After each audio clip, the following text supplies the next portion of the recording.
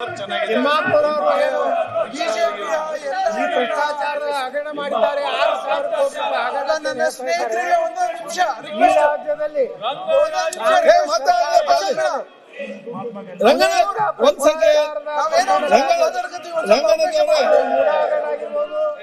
ವಾಲ್ಮೀಕಿ ಆಗಿರ್ಬೋದು, ಕೆರೆಗಳನ್ನು ನೀಡಿದಂತ ಆಗಿರ್ಬೋದು, ಎಲ್ಲ ಇವತ್ತು ಅದಕ್ಕೆ ಹೋರಾಟ ಮಾಡಬಾರ್ದು. ವಾಲ್ಮೀಕಿ ಹಗರಣದ ಹೋರಾಟ ಮಾಡ್ಬೇಕಂದ್ರೆ, ಪಾದಯಾತ್ರೆ ಮಾಡ್ಬೇಕಂದ್ರೆ ಅದಕ್ಕೆ ಅನುಮತಿ ಕೊಡಲಿಲ್ಲ. ಇವತ್ತು ವ್ಯಕ್ತಿ ಯಾವುದೇ ಜಾತಿಯವಿರಲಿ ರಾಹುಲ್ ಗಾಂಧಿ ಮಾಡಿದಾಗ ಅವರ ವಿರುದ್ಧ ಹೋರಾಟ ಪ್ರಾಮಾಣಿಕವಾಗಿ ಮಾಡಬೇಕಾಗಿತ್ತು.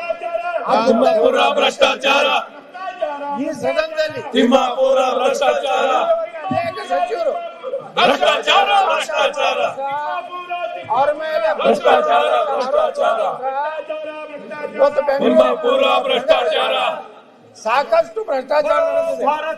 ಅದರ ಬಗ್ಗೆ ರಾತ್ರಿ ತಾಯಿ ಭುವನೇಶ್ವರಿಗೆ ಅವರು ಧರಣಿ ಮಾಡಲಿಲ್ಲ. ತಾಯಿ ಭುವನೇಶ್ವರಿಗೆ ನಾವೇನು ರಕ್ಷಣೆ ಮಾಡಿ ಅಬಕಾರಿ ಸಚಿವರು ಅವ್ರು ಏನ್ ಮಾಡಿದ್ದಾರೆ, ತಿಮ್ಮಾಪುರ ಅವರ ಯಾವ ರೀತಿ ನೈತಿಕ ಹೊಣೆ ಹೊತ್ತು ರಾಜೀನಾಮೆಯನ್ನು ಕೇಳ್ತಾ ಇದ್ದಾರೆ. ಎಲ್ಲ ರೀತಿ ಇದ್ರ ಬಗ್ಗೆ ಮಾತಾಡಿ. ಈಗ ಮೊದಲು ಇದನ್ನ ಹೇಳ್ಬೇಕಾಗ್ತದೆ ಅಧ್ಯಕ್ಷರೇ. ಈ ಹೋರಾಟದಲ್ಲಿ ತಾರತಮ್ಯ ಆಗ್ತಾ ಇದೆ.